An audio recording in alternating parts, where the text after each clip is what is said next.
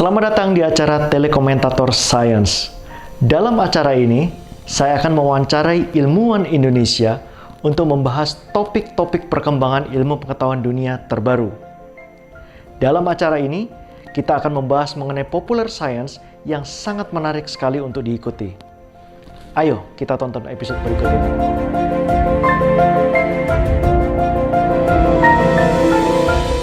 Ya, kita kembali lagi bersama dengan Mas Zulkaida Akbar, fisikawan Indonesia yang saat ini berada di Amerika untuk melakukan riset di sana. Mas Zul, Assalamualaikum. Gimana kabar, Mas Zul?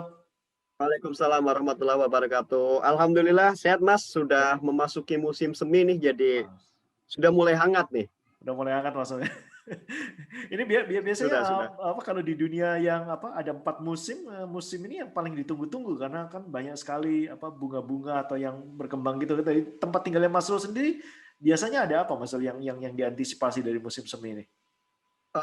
Kemarin itu kita baru ke ini, Mas, ke Washington DC, sekitar 2 jam dari sini, karena kita melihat, pengen lihat ini, kan satu yang terkenal itu ini, bunga sakura, Oke. cherry blossom gitu kan. Jadi, Ya. kayaknya 100 tahun yang lalu apa ya, itu kan Jepang ngasih hadiah bunga sakura ke Amerika, kemudian dikasih ditanam di Washington DC. Wah, itu ada tuh di dekat Potomac River, itu benar-benar bunga sakura full lah, jadi nggak perlu ke Jepang gitu. Oke. Nah, anginnya itu ngebawa sampai ke Virginia, jadi sekarang kayaknya hampir di seluruh Virginia ada tuh bunga sakura, di Bunga Chicago sakura. juga ada. Pasti musim semi ini pasti indah sekali begitu bunga sakura ini mulai merekah yang blossom gitu, Mas Zul ya. Dari Blossom, betul. Baru kemarin kita ke DC, memang cantik sih. Oke. Mas Zul, kita ngobrol-ngobrol lagi nih. Ini episode lalu atau beberapa episode yang lalu kita juga mulai berbicara mengenai alam semesta. Kemudian di episode kemarin kita juga berbicara mengenai Big Bang, ya, mengenai terbentuknya alam semesta ini.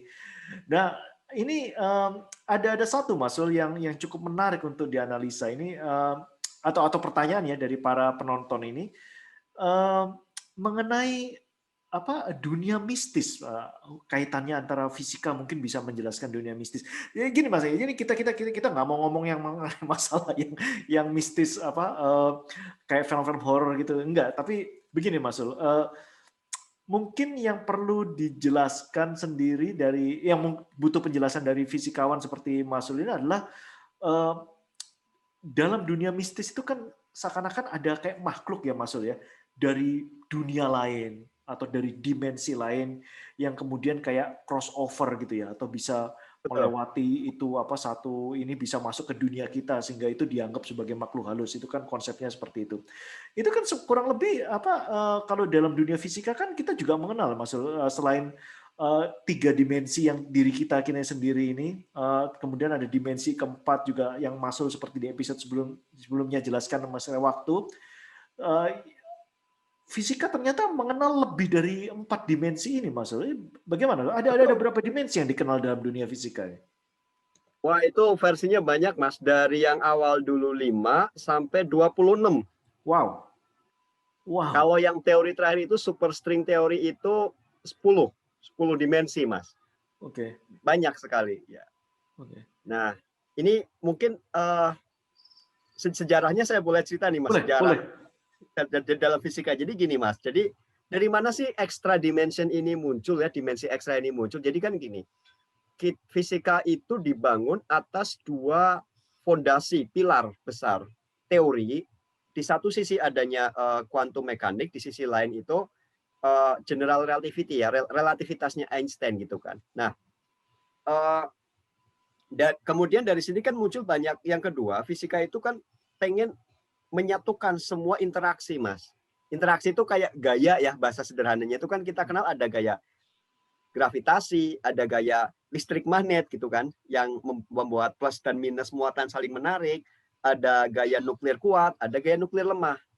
Nah, ada 4 gaya ini. Nah, orang itu berpikir bagaimana menggabungkan 4 interaksi ini menjadi satu, karena kayaknya 4 ini kurang cantik gitu.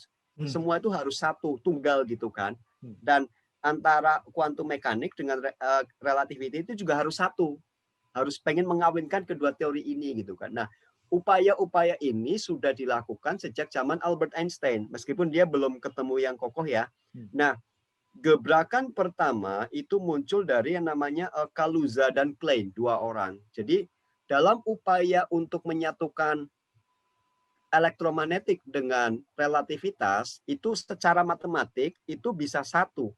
Tapi biar matematiknya konsisten, tapi penyatuan ini ada konsekuensinya, konsekuensi yang tidak terbayangkan sebelumnya. Jadi memerlukan kehadiran dimensi ekstra kelima. Jadi ada 3 ruang waktu, ada selama ini kita mengenal 4 dimensi ya, 3 dimensi ruang, 1 dimensi waktu kan. Ya. Nah, penyatuan oleh Kaluza-Klein ini untuk menyatukan elektromagnetik dengan gravitasi demi untuk menyatukan semua gaya-gaya fundamental jadi satu theory of everything. Dreamnya orang fisika itu theory of everything atau grand unified theory gitu kan. Nah, konsekuensinya butuh kehadiran dimensi lain. Nah, ada 5 dimensi total. Nah, itu yang versi awal pertama oleh Kaluza-Klein model pertama. Lalu berkembang sampai sekarang yang mungkin paling terkenal dari superstring teori ya. Mungkin pernah dengar kan string teori, supersimetri digabungkan jadi superstring teori yang membutuhkan 10 dimensi. Jadi memang in short summary secara fisika dan matematika kehadiran ekstra dimensi itu wajib harus ada untuk memenuhi upaya-upaya menuju theory of everything tadi. Dengan berbagai versinya, baik yang awalnya itu Kaluza-Klein sampai superstring teori itu sebuah keharusan yang harus ada gitu. Lalu muncul pertanyaan, mana dimensi yang lain kan? Kalau ada 10, ada 26 itu mana gitu kan? Kita ngelihatnya cuma 3 plus 1 doang gitu. Nah, di sini jadi ada 2 hal, Mas. Yang pertama, orang bilang bahwa dimensi itu ekstra dimensi itu curl. Jadi apa ya? Terkompact dalam ukuran yang sangat kecil gitu. Jadi kalau kita gambar diagram koordinat yang di sekolah-sekolah kan ada sumbu X dari 0 sampai mau sepanjang apapun boleh kan. Sumbu Y ini dimensi yang kedua dari pusat koordinat sampai mau berkilo-kilo juga boleh. Sumbu Z mau berkilo-kilo juga boleh kan. Nah, ini kalau kita mau menggambar dimensi tambahannya itu cuma melengkung kecil sekali. Jadi compact, melengkung, tapi juga sangat kecil, makanya tidak terdeteksi. Nah, jadi ibaratnya itu seperti kalau selang air. Selang air kan silinder ya. Nah, selang air silinder, lalu ada semut di atas selang air itu. Kalau kita melihat dari jauh, nah selang air itu hanya kelihatan garis lurus aja kan. Dari jauh itu garis lurus aja. Ya semut di atas selang air itu cuma bisa bergerak maju atau mundur di atas garis lurus itu gitu. Tapi begitu kita dekati sampai dekat, kita baru tahu bahwa selang air itu bukan cuma garis lurus doang, tapi ada lingkarannya kan, ada diameternya gitu. Nah, si semut itu selain bergerak ke kanan dan ke kiri di selangnya, itu dia juga bisa bergerak memutari selang ini gitu kan, silinder selang ini kalau kita lihat dari dekat. Nah, si silinder yang kecil ini yang nggak kelihatan kalau kita lihat dari jauh inilah dimensi ekstra ini gitu. Jadi semut itu selain bergerak kanan ke kiri menurut pengamatan umum, dia juga bisa bergerak ke dimensi ekstra yang kecil ini. Nah, itulah salah satu tujuan yang CERN yang kita bahas di episode sebelumnya, Mas. Membangun ratusan triliun dibangun untuk membuat mesin untuk mencapai energi yang sangat tinggi dengan tujuan bisa melihat lebih dekat untuk membuktikan proving keberadaan ekstra dimensi tadi gitu. Si semutnya ini kalau dilihat dari dekat kan itu butuh energi tinggi kan. Nah, untuk bisa berputar ini. Nah, itu pandangan pertama. Jadi dimensinya nggak kelihatan karena curve sangat kecil di luar jangkauan mata kita gitu kan. Nah, makanya dibangun mesin untuk bisa melihat lebih dekat itu. Yang kedua, dimensinya besar, tapi yang kita lihat cuma proyeksinya aja, Mas. Kayak gini misalkan. Jadi kita hidup 4 dimensi ini sebenarnya adalah proyeksi dari dimensi yang lebih besar. Nah, kita nggak bisa lihat dimensi yang lebih besar karena kita itu cuma proyeksi aja.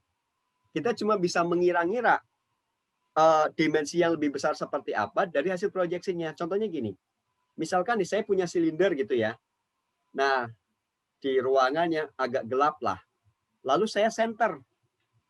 Nah, lalu saya lihat bayangannya di tembok. Si silinder ini itu kan 3 dimensi, tabung 3 dimensi kan. Tapi bentuknya ya silinder. Tapi kalau kita lihat diteropong dari sisi ini, nanti bayangannya kan kotak. Ya. Nah, kalau kita teropong dari sisi ini, bayangannya lingkaran kan. Bener, ya.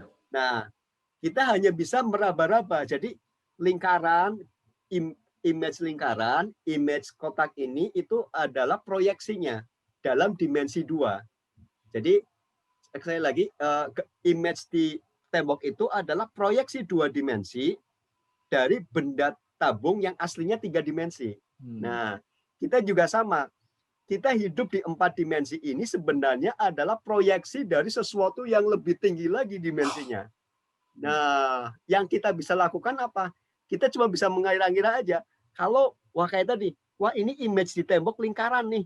Tapi kalau dari sini kotak, oh berarti mungkin by image yang lebih tinggi bentuknya silinder gitu. Nah, itu Mas, tentang ekstra dimensi versi fisika. Jadi, sekali lagi, ada 3 hal saya ingin summary. Yang pertama, itu muncul harus ada dalam upaya untuk menuju theory of everything atau grand unified theory yang dream besarnya orang fisika. Yang kedua, itu nggak terlihat karena itu curve sangat kecil sekali. Yang ketiga, itu juga nggak bisa kita detect karena kita ini sebenarnya proyeksi aja dari hal yang lebih besar tadi itu, yang lebih dimensi yang lebih banyak itu gitu. Nah, itu Mas, ekstra dimensi menurut fisika gitu. Mas Sul, ini mungkin pertanyaan mungkin rada nyeleneh gitu Mas Sul, ya. Jadi minta maaf dulu. Tapi dalam dimensi yang lebih banyak daripada diri kita manusia di dunia ini gitu ya, apakah ada makhluk lain Mas Sul yang secara teori fisika gitu dimungkinkan ada makhluk lain yang hidup dalam apa istilahnya itu memiliki dimensi lebih daripada kita. Ini kalau umpamanya dari kacamata saintifik apakah ini memungkinkan atau ini hanya apa kayak khayalan mistis saja Mas Zul?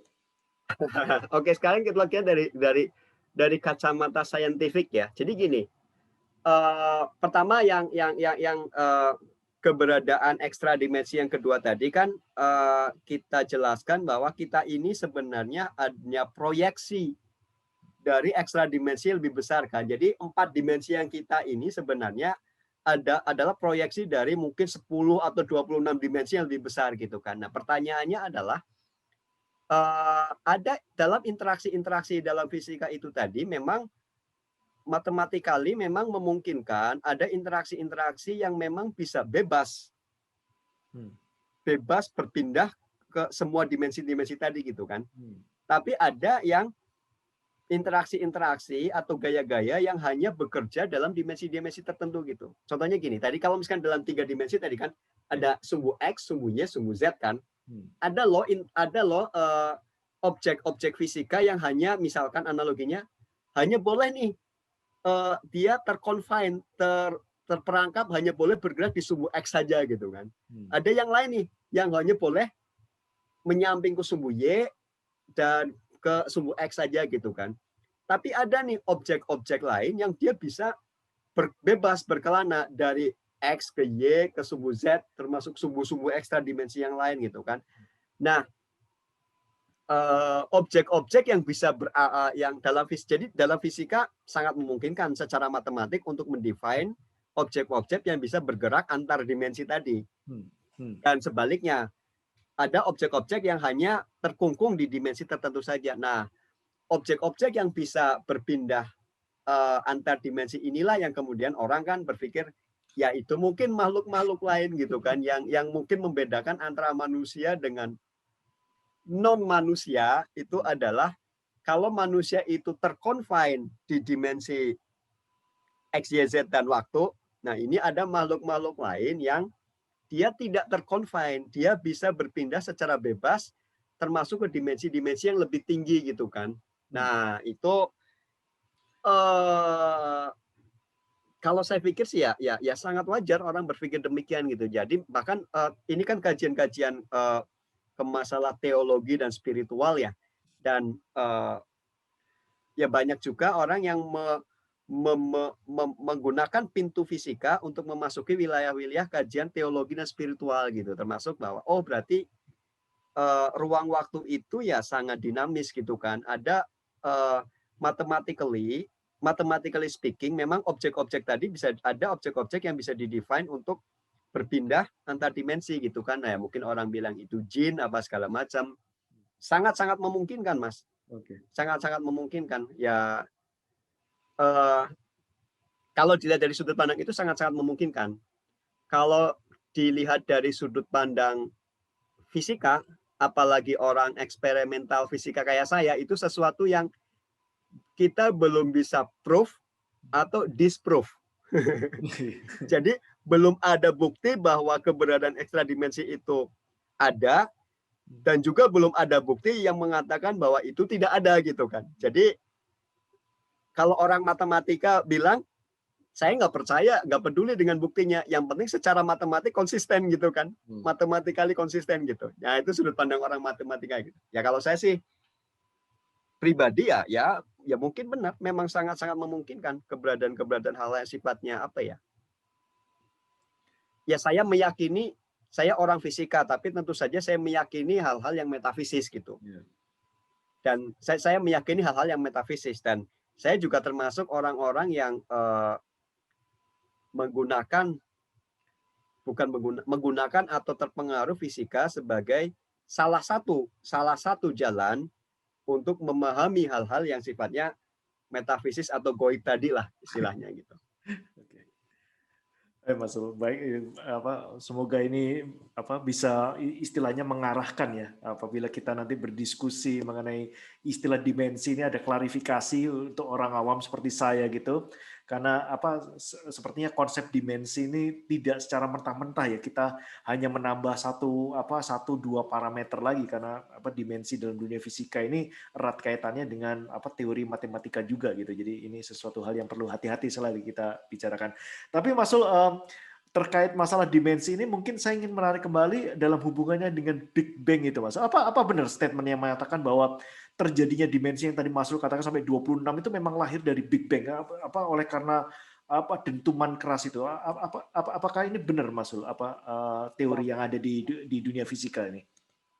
Kalau arahnya memang benar, Mas. Jadi upaya-upaya matematikawan, fisikawan berkelana membuat teori-teori tadi memang ujung-ujungnya tadi pengen memahami Big Bang dan proses yang terjadi setelahnya. Karena tadi kan kita bahas di episode sebelumnya ya, bahwa Big Bang itu yang expanding bukan materi di dalam alam semesta, tapi yang expanding itu adalah alam semestanya itu sendiri gitu kan, beserta materinya gitu kan. Nah, kalau kita berbicara alam semesta, berarti kita berbicara ruang waktunya itu sendiri kan. Nah, jadi arah pertanyaannya sudah betul. Memang untuk menjawab ke arah sana. Nah, karena kita berbicara yang mana juga expanding ruang waktunya, maka orang berpikir, apakah ekstra dimensi itu juga lahir di sana kan? Lahir pada saat awal Big Bang itu, dan bagaimana proses evolusinya gitu. Dan orang-orang yang string teoris ya kita menyebutnya ya, orang-orang super string teori gitu, itu kan mencoba merekonstruksi dari logik dan matematiknya, dan memang muncul beberapa skenario gitu kan, termasuk betul semua lahir di Big Bang, dimensi-dimensi tadi itu lahir di Big Bang. Nah, dalam proses evolusinya ada keistimewaan gitu kan, 3 dimensi ruang plus 1 yang kita sehari-hari ini tuh tetap gitu kan, flat lah, sehingga ya kita berinteraksi seperti ini gitu kan. Tapi ada proses di mana dimensi-dimensi yang lain itu curl, kemudian melipat menjadi sangat kecil, atau kemudian prosesnya seperti itu gitu. Makanya itu tadi salah satu mesin raksasa Dyson itu untuk merecreate energi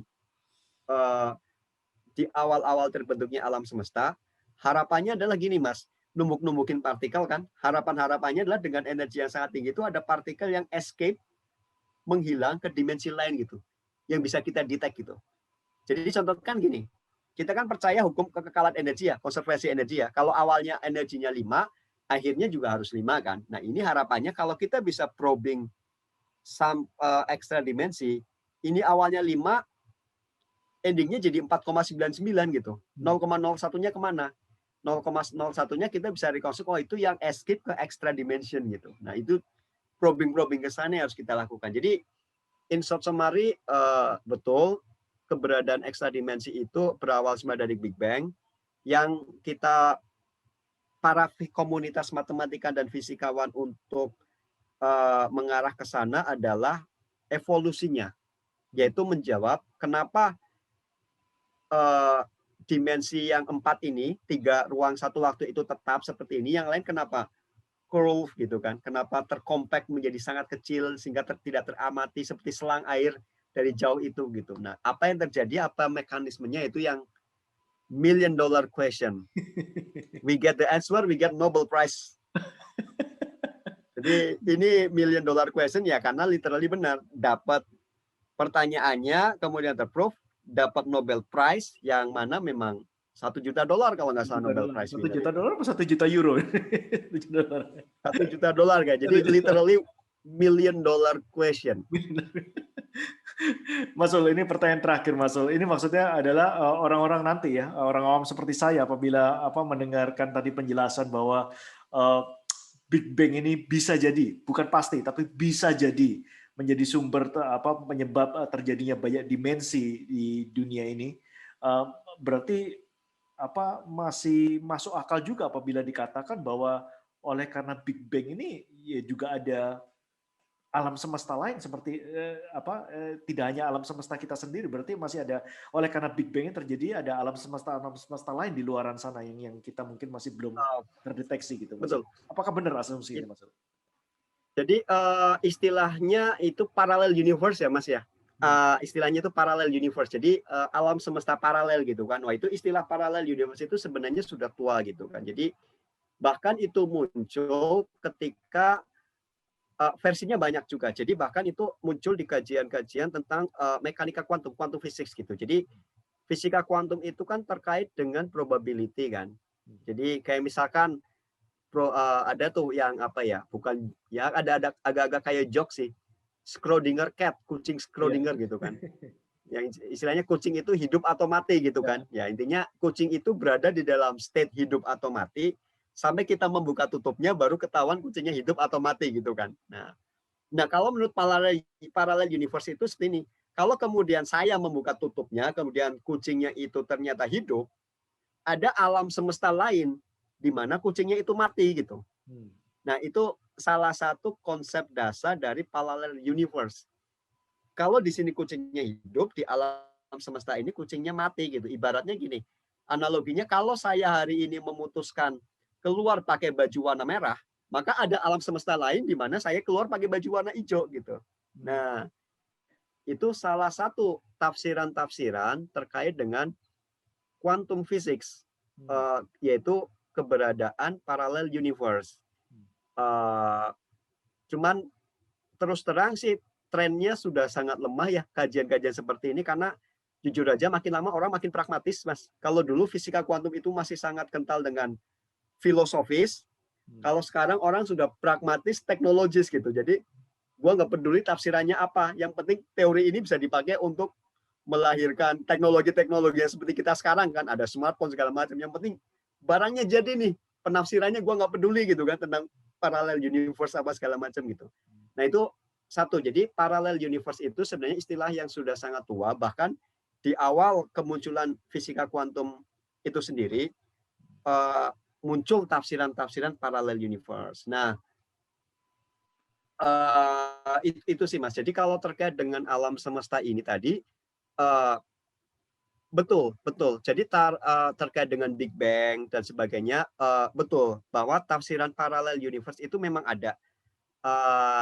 Tafsiran itu muncul lebih ke arah fisika kuantum tadi, karena salah satu basis fisika kuantum itu memang salah satunya prinsip ketidakpastian ya, Heisenberg uncertainty. Jadi semuanya itu probabilitas. Nah, karena semuanya probabilitas, ketika ternyata kejadiannya adalah A, maka ada alam semesta lain yang kejadiannya adalah B gitu.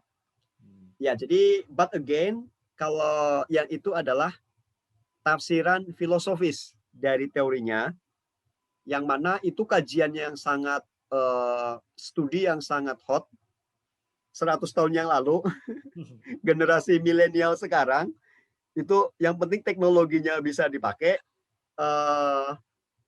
yaitu pragmatis sih. Cuman menarik memang untuk orang matematik juga. Yang penting matematically konsisten, teknologinya bisa dipakai, ya sudah kita lepaskan tafsirannya pada penafsir masing-masing gitu. Gitu Mas. Oke Mas Sul, terima kasih nih kita ngobrol-ngobrol banyak yang dari pertanyaan simpel aja itu mengenai pengertian orang awam mengenai apa dimensi lain, kemudian seringkali dihubung-hubungkan dimensi lain dengan dunia mistis, kita sampai akhirnya ngobrol-ngobrol mengenai konsep dari parallel universe ini kalau dilanjutkan pasti nggak kelar-kelar. Tapi terima kasih waktunya Mas Sul udah berbicara ini mengenai apa dimensi dan hubungannya dengan Big Bang dan bagaimana kita harus mendekati konsep dari dimensi dari dunia fisika itu sendiri. Terima kasih Mas Sul penjelasannya. Nanti kita ngobrol-ngobrol lagi Mas Sul dalam topik lain-lain. Boleh. Siap. Oke Mas Sul, sehat-sehat Mas Sul. Assalamualaikum. Siap. Waalaikumsalam warahmatullahi wabarakatuh. Terima kasih Mas.